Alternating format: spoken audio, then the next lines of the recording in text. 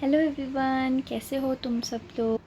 मैं तो अभी अभी जस्ट यहाँ पे पहुँची हूँ एंड फिर मैंने सोचा कि चलो मुझे याद आया कि अरे हाँ ट्यूशन भी है, तो फिर स्टार्ट करते हैं। ठीक है, अब देखो सबसे पहले हम लोग स्टार्ट करते हैं इलस्ट्रेशन 54 से। देखो अब इसमें ना तुमको बैलेंस शीट दी है सबसे पहले। ठीक है, बैलेंस शीट में एसेट और लाइबिलिटीज साइड दी है। लाइबिलिटीज़ में क्या किया दिया, जनरल रिजर्व, मतलब ऐसा रिजर्व जो आप किसी भी चीज़ के लिए यूज़ कर सकते हो।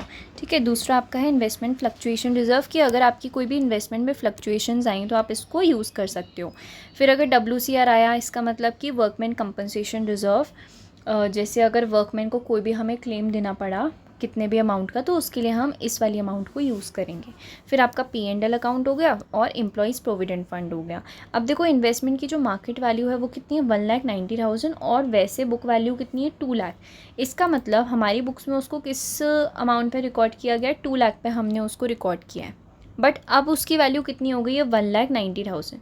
इसका मतलब इन्वेस्टमेंट की जो वैल्यू है वो गिर गई है। ठीक है, कितने से गिरी है, 2 लाख में से, 2 लाख में से 1.9 लाख। ठीक है, तो तुमने ये निकाला तो तुम्हारा कितना आएगा, इसको निकालने के बाद आ जाएगा 10K। तो तुम्हारा 10K का डिफरेंस है, लेकिन इन्वेस्टमेंट फ्लक्चुएशन रिजर्व में देखो कितनी अमाउंट दी है, 15,000। तो हम क्या करेंगे, 15,000 इस रिज़र्व को तो पूरा कम करना ही करना है। ठीक है, तो हम लोग क्या एंट्री बनाएंगे, इन्वेस्टमेंट फ्लक्चुएशन रिजर्व डेबिट। ठीक है, 10,000। देखो अब देखो मेरी बात सुनो, वैसे हमने क्या पढ़ी थी, अलग अलग एंट्रीज़ पढ़ी थी। हमने क्या देखा था कि इन्वेस्टमेंट फ्लक्चुएशन रिजर्व है, पूरा 15,000 करना चाहिए। ठीक है, चलो मैं आपको अपने मेथड से ही बताती हूँ, फिर मैं ये वाला मेथड भी समझा दूँगी। हमने किया इन्वेस्टमेंट फ्लक्चुएशन रिजर्व कितने का था, 15,000 का था, तो पूरे 15,000 को हमने डेबिट कर दिया है, क्योंकि यहाँ पे क्रेडिट हो रखा था। अब हम उसको डेबिट कर देंगे।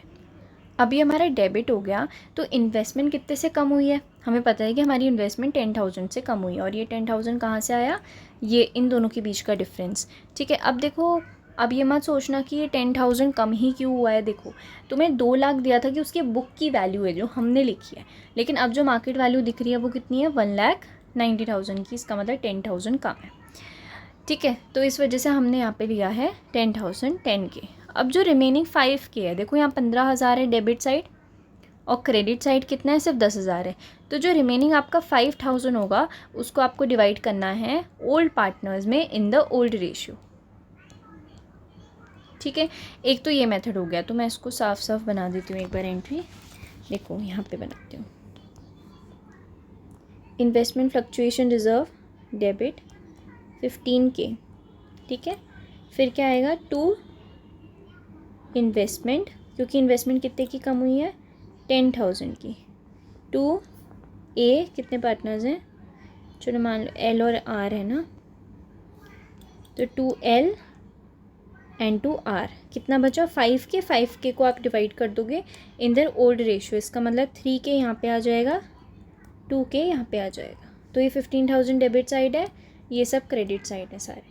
ठीक है, तो ये हमारी एंट्री एक्चुअल में बननी थी, बट इन्होंने कैसे बना रखी, इन्होंने सिर्फ 10,000 को यहाँ पे लिया है। क्यों लिया है, क्योंकि उन्होंने सोचा कि जितना भी सारा डिफरेंस हमारा बचा होगा, जैसे जनरल रिजर्व कहीं नहीं गया, उसको बांटना है पार्टनर्स में, वो भी आपने डेबिट कर दिया। ठीक है, क्रेडिट था ना, रिजर्व हमेशा क्रेडिट होते हैं, इनकम होती है हमारी। जैसे हमने प्रॉफिट को बचा के एक साइड में रखा है कि हम इसको डिस्ट्रीब्यूट नहीं करेंगे, तो एक तरह से हमारे लिए वो प्रॉफिट है। ठीक है, तो प्रॉफिट है क्रेडिट। अब क्रेडिट को हटाने के लिए जो उसका फ़ायदा है वो सिर्फ ओल्ड पार्टनर्स को मिलना चाहिए, न्यू पार्टनर्स को नहीं मिलना चाहिए, क्योंकि वो किसकी मेहनत की कमाई है, ओल्ड पार्टनर्स की। तो हम उसको सही करने के लिए डेबिट करेंगे, ऐसे P&L के बैलेंस को डेबिट करेंगे जो यूज़ नहीं हुआ। उसके बाद IFR का जितना भी बैलेंस है, बैलेंस कितना बचा था, देखो 15,000 का रिजर्व था, 2 लाख रुपए उसकी बुक वैल्यू थी, नहीं मार्केट क्या थी, एक मिनट रुकना, हाँ ये 2 लाख रुपए उसकी बुक वैल्यू थी और 1,90,000 उसकी मार्केट वैल्यू थी। इसका मतलब 10,000 से इन्वेस्टमेंट गिर गई थी, तो इन्वेस्टमेंट कितनी गिरी, 10K। और हमारा जो IFR था जितना हम सहन कर सकते थे वो कितना था, 15K। तो 15K में से जब आप 10K को माइनस करोगे तो आपका 5,000 का डिफरेंस अभी बचा, जो आपको ओल्ड पार्टनर्स में डिवाइड करना है। तो यहाँ पे आपने सारी चीज़ों को एक साथ ही ओल्ड पार्टनर्स में डिवाइड कर दिया है, जनरल रिजर्व को भी एक साथ कर दिया है। नहीं तो हम एक और चीज़ क्या कर सकते हैं, जनरल रिजर्व की अलग से एंट्री बनाओ, अलग से बांटो, प्रॉफिट एंड लॉस की अलग से एंट्री बनाओ, अलग से बांटो। अलग से कहने का मतलब क्या है, जैसे अगर तुमने जनरल रिजर्व को अकेले बांटना है तो जनरल रिजर्व डेबिट करोगे 54,500, टू लीना, टू रोहित, इन दोनों को बांट दोगे इन कौन से रेशियो में, 3:2 में। ठीक है, बस ये एंट्री बनेगी। लेकिन ये वाली आपको कैसे कैसे बनानी पड़ेगी, एक तो ये बनानी पड़ेगी, फिर आपको जनरल रिजर्व हटा के आपको दूसरी एंट्री बनानी पड़ेगी P&L अकाउंट, जो तुम्हारा क्रेडिट में दिखा रखा था यहाँ पे P&L।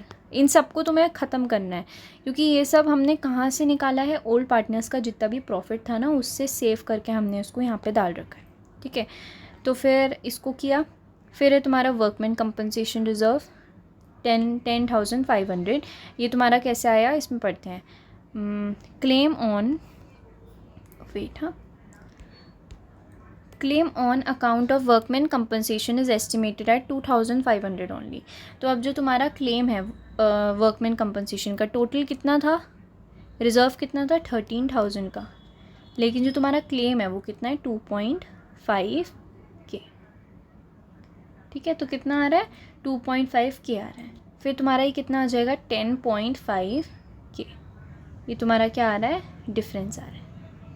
ठीक है, तो ये जो डिफरेंस आएगा ना तुम्हारा, उसको ही तुम्हें यहाँ दिखाना है और वो ओल्ड पार्टनर्स में डिवाइड हो जाएगा। देखो जितना भी अनयूज्ड पार्ट है, जैसे IFR का 15,000 हमने रखा हुआ था, बट हमने सिर्फ उसमें से 10,000 यूज़ किया है, तो जो रिमेनिंग 5,000 था हमने उसको क्या किया, ओल्ड पार्टनर्स में डिवाइड कर दिया, क्योंकि वो एक्चुअली में तो उन्हीं का हिस्सा था ना। ऐसे हमने WCR को भी बांट दिया, IFR को भी बांट दिया, P&L भी बांट दिया और जनरल रिजर्व भी बांट दिया। तो ये 2 एंट्रीज़ तुम्हें आ जाएंगी। देखो ये वाली एंट्रीज़ कैसे बनानी है। अच्छा देखो, जैसे इन्वेस्टमेंट फ्लक्चुएशन की जो दूसरी मैंने एंट्री नहीं सिखाई थी आपको, आप वैसे भी बना सकते हो, फिर यहाँ पे मत लिखना इन्वेस्टमेंट फ्लक्चुएशन रिजर्व को। ठीक है, फिर वर्कमैन कंपनसेशन की एंट्री भी आप यहीं पे बना सकते हो कि जैसे आपका टोटल वर्कमैन कंपनसेशन रिजर्व कितना था 13,000 का, तो आप यहाँ पे अमाउंट कितनी लिखोगे, यहाँ पे 13,000 लिखोगे। ठीक है, फिर provision for workman compensation claim, तो क्लेम कितने का हुआ है 2,500 का ही, 2,500 का। ठीक है, अब जो रिमेनिंग बचा वो आप ओल्ड पार्टनर्स में डिवाइड कर दोगे, 2 लीना एंड 2 रोहित। ये कौन से रेशियो में डिवाइड होगा, 3:2 में। कौन सा अमाउंट होगा डिवाइड, जो 13K में से आप 2.5 को माइनस करोगे, 2.5K को माइनस करोगे, तो आपका कितना आया 10,500 को आप डिवाइड करोगे। ठीक है, देखो 10,500 को आपने यहाँ पे भी डिवाइड किया है, इधर भी करा है, बट इस केस में क्या हुआ है ना, आपने इन सब का टोटल किया, इन सब का टोटल आ रहा था 1 लाख, जब करोगे ना तो ये 1 लाख है। तो उन्होंने क्या किया, टाइम बचाने के लिए एक साथ ही डिवाइड करके उनको प्रॉफिट दे दिया, उनका कैपिटल बढ़ा दिया। आया समझ, तो जितने भी एक्यूमुलेटेड प्रॉफिट्स हैं उनको डिस्ट्रीब्यूट कर दिया। फिर देखो एक ना तुम्हारा लॉस भी है, जो भी तुम्हारा यहाँ इस साइड दिखाते हैं ना, जैसे इन्वेस्टमेंट है, एक तुम्हारा ये है, ये एक्सपेंडिचर है, एक्सपेंडिचर तुम्हारा डेबिट बैलेंस है, एडवर्टीजमेंट सस्पेंस हो गया या डिफर्ड रेवेन्यू हो गया, ये तुम्हारा डेबिट बैलेंस है। तो तुम्हें क्या करना पड़ेगा, ये तुम्हारा एक तरह से लॉस मान लो या फिर एक्सपेंस मान लो, तो ये क्या करेगा, तुम्हारे कैपिटल को कम करेगा, इसके कैपिटल को, जो पार्टनर्स का कैपिटल है, क्योंकि एक तरह से लॉस है ना, तो जब भी कैपिटल कम होता है तो कैपिटल अकाउंट क्या हो जाते हैं, डेबिट हो जाते हैं। इस वजह से यहाँ पे जब तुमने एडवर्टीज़मेंट एक्सपेंडिचर लिखा है उसके अमाउंट लिखी है 10,000, तो तुमने इसको ओल्ड रेशियो में डिवाइड तो किया है 3:2 में। ठीक है, बट आपने क्या किया है, इसको कैपिटल अकाउंट को डेबिट किया है। क्यों, क्योंकि कैपिटल इससे कम हो रहा है। अब देखो हर केस में तुम्हारा कैपिटल बढ़ रहा था, यहाँ देखो तुम्हारा कैपिटल बढ़ रहा है इस केस में, क्योंकि बेटा ये प्रॉफिट हैं सारे। ठीक है, ये सारे रिजर्व्स हैं, सारे प्रॉफिट हैं, सारी इनकम्स हैं, जो भी इनकम हमने साइड में रख रखी है कुछ टाइम के लिए, ये वो सब चीज़ें, तो हमने उस चीज़ को तो साइड कर दिया। तो अगर हम इसका टोटल करके डिवाइड करके अगर पार्टनर्स को देंगे तो पार्टनर्स का कैपिटल अकाउंट बढ़ेगा। इस वजह से हमने यहाँ पे पार्टनर्स के कैपिटल अकाउंट को क्रेडिट कर रखा है। आया समझ।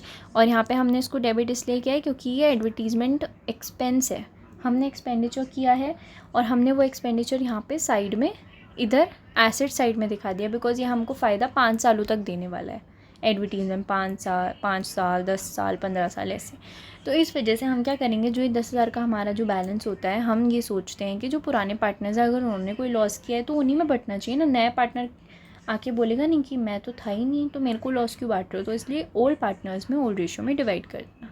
और तीसरी एक इम्पॉर्टेंट चीज़ की जो तुम्हारा एम्प्लॉय प्रोविडेंट फंड यहाँ पे एक्स्ट्रा दिया है, यहाँ पे देखो एम्प्लॉय प्रोविडेंट फंड, इसको तुम डिस्ट्रीब्यूट नहीं करते हो, ठीक है, because it is a liability and it is not distributed among the partners.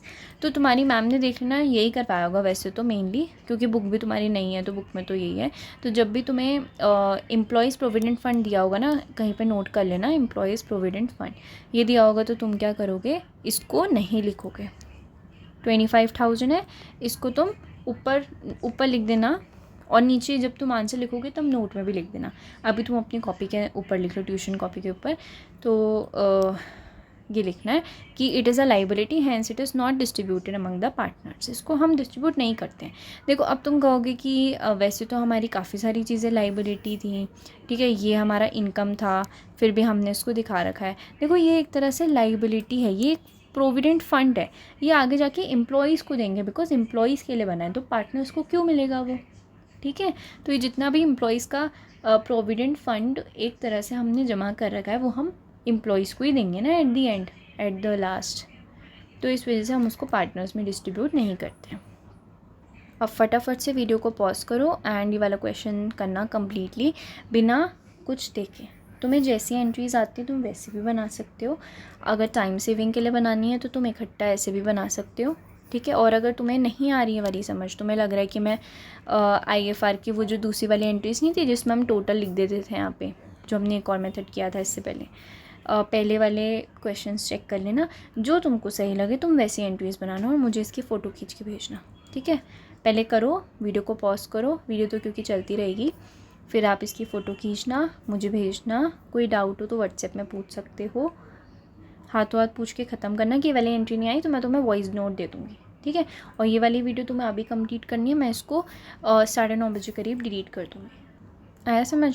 तो जितनी मैं ये वीडियो बनाऊंगी ना, शायद आधे घंटे तक की जाएगी, तो वही तुम्हारा पूरा 2 घंटे तक चलती रहेगी, बिकॉज तुम्हें बीच बीच में क्वेश्चन भी करने हैं, ठीक है। तो मैं ज़्यादा लोड नहीं देना चाहती तुम्हें, इसलिए। और बाकी मुझे इको भी पढ़ानी थी, बट मैं इको की कॉपी की फ़ोटो खींचना भूल गई और मैं लाई भी नहीं हूँ यहाँ पे, तो वेब से PDF बनवानी पड़ेगी पहले, उसके बाद फिर मैं तुमको बताऊँगी, ठीक है। चलो फिर अब हम देखते हैं accounting treatment of reserves, accumulated profit and losses by an adjustment entry. अब देखो हमने काफ़ी सारे ट्रीटमेंट्स पढ़े थे रिजर्व्स के, एक्यूमुलेटेड प्रॉफिट्स के, लॉसेस के, when they are either transfer to partners capital और करेंट अकाउंट और एडजस्टेड अदरवाइज, ठीक है। या तो हम उसको डायरेक्टली पार्टनर्स के कैपिटल अकाउंट से कंबर्ट नहीं कर रहे थे, जैसे हमने यहाँ पे किया था, हमने देखो रिजर्व्स वगैरह जितनी भी यहाँ पे चीज़ें थी उसको पार्टनर्स के कैपिटल अकाउंट से हमने एडजस्ट किया था, ठीक है। As a result these accounts are not shown in the balance sheet of the reconstituted firm. तो जो भी तुम्हारे ये सब अकाउंट्स होते हैं, जैसे रिजर्व्स हो गए, जनरल रिजर्व हो गए, ये सेम नहीं दिखेंगे इन द रिकॉन्स्टिट्यूटेड फर्म, मतलब जो नई बनी है एडमिशन के बाद, जो नई तुम्हारी फर्म बनी है उसको रिकॉन्स्टिट्यूटेड फर्म बोलते हैं, जिसमें तुम्हारा PSR चेंज हो जाता है। पहले 3:2 था, तो अब 3:2:1 है, बिकॉज CBA पार्टनर ज्वाइन हो गया है। फिर the partners may decide to show the reserves and accumulated profits और losses at their present values, ठीक है। तो हो सकता है कि कभी पार्टनर्स ऐसा डिसाइड कर लें, सोचें कि जो हमें रिजर्व्स और एक्यूमुलेटेड प्रॉफिट और लॉसेस दिखाना है वो प्रेजेंट वैल्यूज़ में दिखाना है, ठीक है। तो इस केस में हम लोग क्या करते थे, जो रिजर्व्स का नेट इफेक्ट होता था, एक्यूमुलेटेड प्रॉफिट का जो इफेक्ट होता था, मतलब मेन जो डिफरेंस होता था दोनों के बीच में, उसको हम रिकॉर्ड कर देते थे, ठीक है, without affecting their existing value is recorded. So the partners may decide to show the reserves, accumulated profit or losses at their present values, and in this situation the net effect of reserves, accumulated profit and losses without affecting their existing value is recorded. Thus a single adjustment entry involving the capital accounts of gaining partners and sacrificing partners is passed. कुछ समझ नहीं आया, question करेंगे उससे easily आ जाएगा, ठीक है। तो सबसे पहले ना हम लोग पहले क्वेश्चन देख लें, क्या नहीं, वैसे हमने ना ये पिछले चैप्टर में कर रखा है क्वेश्चन, बट देखो क्या हुआ है, टीचर्स ने तुमको दे दिया चेंज इन PSR वाला, लेकिन चेंज इन PSR में जो भी कॉन्सेप्ट हैं वो सारे एडमिशन में बहुत ही ज़्यादा वास्ट तरीके से और अच्छे से एक्सप्लेन करके बताए हैं। उसमें तुम्हें छोटी छोटी चीज़ें दी हैं, हर एक पेज में एक नया कॉन्सेप्ट है, हर एक पेज में एक नया कॉन्सेप्ट है, और तुम्हें उसको समझने का बिल्कुल टाइम दिया नहीं, एडमिशन में वही सारी चीज़ें दोबारा दोबारा आ रही हैं, बट इसको बहुत धीरे धीरे चल रही है। देखो जैसे ये वाला कॉन्सेप्ट है, ये तुम्हें दिया है, यहाँ पे इसका क्वेश्चन दिया है, ठीक है, उसके बाद तुम्हें एक और क्वेश्चन दिया है जिसमें सारी चीज़ें मिला के दी हैं, समझे। फिर यहाँ पे तुम्हारा revaluation account, partners capital account के कुछ क्वेश्चन आ गए हैं, जो मेन तुम्हारे पूछे जाएंगे वो यहाँ से स्टार्ट हो जाएंगे। आया समझ। तो पहले हम ये कर लेते हैं, ठीक है। सबसे पहले देखो PQR पार्टनर्स है और इनका जो रेशियो है 6:3:1 है। उन्होंने इसको ऐड किया था अपने पार्टनरशिप में 1 अप्रैल 2023 से। जो न्यू प्रॉफिट शेयरिंग रेशियो है इन तीनों के बीच में वो ये है। अब 4 हो गए ना। PQR था, अब एक और कुछ जने को ऐड कर दिया है, इसको ऐड कर दिया है। फास्ट तो नहीं हो रहा है, नहीं तो 0.75 कर लेना फास्ट रॉ का। तो देखो जहाँ पे तुम्हें ऐसा लग रहा है नहीं समझ आया, नहीं पकड़ पाए तुम लोग, तो उसको बैक करो, दोबारा से देखने की कोशिश करो। अगर उसमें भी नहीं आ रहा है, हाथ तो मुझे वॉइस नोट भेजो कि दीदी मुझे ये नहीं आया समझ, तो मैं तुम्हारा रिड्रेसल कर दूँगी, ठीक है, जो भी तुम्हें नहीं आएगा समझ। देखो एक्चुअली होता क्या है ना, अभी मेरे को डिनर करने जाना है, ठीक है, तो फिर मैंने सोचा कि अभी 7:30 बजे तक मेरी वीडियो सारी रिकॉर्ड हो जाएंगी, तो फिर मैं डिनर कर लूँगी और तुम लोगों के जो भी डाउट्स होंगे वो मैं व्हाट्सएप में बता दूँगी, ठीक है। कहोगे तो गूगल मीट भी रख लेंगे, डाउट होगा तो, वैसे मेरे हिसाब से होना नहीं चाहिए। आया समझ। चलो अब आगे बढ़ते हैं। PQR were in partnership sharing profit, ये हो गया। अब जो न्यू प्रॉफिट शेयरिंग रेशियो है वो ये है। एंड उन्होंने क्या बोला कि बुक वैल्यूज़ को इफ़ेक्ट नहीं करना है। मतलब उन्होंने क्या सोचा, जैसे हम लोग क्या करते थे, रिवैल्यूएशन का देखते थे कि हमारी जो इन्वेस्टमेंट की वैल्यू है वो पहले 1 लाख थी, अब वो 90,000 हो गई है, तो हम उसमें रिवैल्यूएशन अकाउंट बना के उसका रिड्रेसल करते थे। बट इस केस में हम लोग वो चीज़ कर ही नहीं रहे हैं। हम लोग क्या कर रहे हैं इस केस में, एक एडजस्टमेंट एंट्री पास करनी है हमको without effecting the book values. हमें बुक वैल्यूज़ से कोई मतलब नहीं है, हम उसको कुछ भी इफ़ेक्ट नहीं कर रहे हैं। बुक वैल्यूज़ हमारी सेम की सेम रहेंगी, लेकिन हमको एक एडजस्टमेंट एंट्री पास करनी पड़ेगी। अब देखो क्या है, जो पुराने पार्टनर्स हैं उन्होंने अपना हिस्सा सैक्रिफाइस किया बहुत ज़्यादा। उन्होंने कहा है कि हमने अपने हिस्से से बचा बचा के रिज़र्व्स बनाए, कंटिजेंसी रिज़र्व बनाया, ठीक है। और कंटिजेंसी मतलब कुछ हादसा हो जाए, ठीक है, कुछ कोई सी कंटिजेंसी ऐसी एकदम से आ जाए जिसके लिए हमारे पास पैसे ना हो, ये हो जाए। फिर प्रॉफिट एंड लॉस अकाउंट है हमारे पास, हमने वो बचा के रखा है कि कभी हमारे पास कोई भी ऐसी आलतू फालतू, जैसे हमें बिज़नेस का एक्सपेंशन करना है, ठीक है, तो हमें कुछ ना कुछ चाहिए होगा, तो प्रॉफिट एंड लॉस में थोड़ा छोड़ दिया। फिर एडवर्टीज़मेंट किया, एडवर्टीज़मेंट का सस्पेंस अकाउंट है, डेबिट, ये सब चीज़ें ओल्ड पार्टनर्स ने बनाई थी अपने हिस्से से निकाल के। तो क्या वो नए पार्टनर्स को अपने बेनिफिट्स देना चाहिए? नहीं, ठीक है। तो पहले वाला जो केस करते थे, क्या करते थे, हम पार्टनर्स को ही, ओल्ड पार्टनर्स को ही वो सब चीज़ें दे देते थे। बट इस केस में हम ओल्ड पार्टनर्स को वो सब चीज़ें नहीं दे रहे हैं। अभी हम क्या कर रहे हैं, हम एक एडजस्टमेंट एंट्री पास करेंगे जिसमें ये सारी बुक वैल्यूज़ इफेक्ट होंगी नहीं। तो आइए कैलकुलेट करते हैं नेट इफ़ेक्ट। नेट इफ़ेक्ट में तुम्हें सबसे पहले देखो क्या करना है, जो भी तुम्हारे क्रेडिट बैलेंसेज हैं उनको ऐड कर दो। क्रेडिट बैलेंसेज में देखो जनरल रिजर्व है 1,80,000 का, कंटिजेंसी है 30,000 की, P&L अकाउंट है 90,000 का, सबको ऐड कर दो। फिर इसमें एक डेबिट बैलेंस भी तो है, ठीक है। तो सारे क्रेडिट है, एक डेबिट है, तो क्या करोगे, डेबिट को इसमें से माइनस कर दोगे। तो जो अब तुम्हारा बचा, यहाँ देखना, तुम्हारा जो 3 लाख था वो क्या था, क्रेडिट बैलेंस था। जो तुम्हारा 1,20,000 है वो तुम्हारा डेबिट बैलेंस है। इन दोनों में से कौन सा ज़्यादा है, क्रेडिट बैलेंस ज़्यादा है। जो तुम्हारा 1,80,000 आएगा वो भी क्रेडिट बैलेंस होगा। आया समझ। अब तुम्हें क्या करना है, तुम्हें निकालना है सैक्रिफाइसिंग और गेनिंग रेशियो, ठीक है। अब देखो कौन कौन गेन कर रहा है। सबसे पहले जो S है वो कितने हिस्से के लिए आया है, वो आया है, तुम यहाँ पे देखोगे तो 1/10 के लिए आया है। 1/10 कैसे, 3:1। तो जो तुम्हारा ये कौन सा है, ऐसा है ना, ऐसा है, तो उसका क्या हो जाएगा, 1/, इन सब का टोटल करो 1/10, ठीक है। तो अब देखो जो इसका गेनिंग रेशियो होगा वो 1/10 हो जाएगा, हो गया। फिर जो R है, R का कैसे निकालोगे, ओल्ड शेयर माइनस न्यू, ठीक है, सेम करा है। अब देखो इसमें ना टाइम बचाने के लिए उन्होंने क्या किया, पहले सबके ओल्ड रेशियो लिख दिए, फिर सबके न्यू रेशियो लिख दिया, फिर डिफरेंस यहीं पे लिख दिया टाइम बचाने के लिए। नहीं तो हम क्या करते हैं, हम पहले P का अलग निकालेंगे, हम ओल्ड माइनस न्यू करेंगे, ठीक है। यहाँ हम लोग ये भी तो करते थे,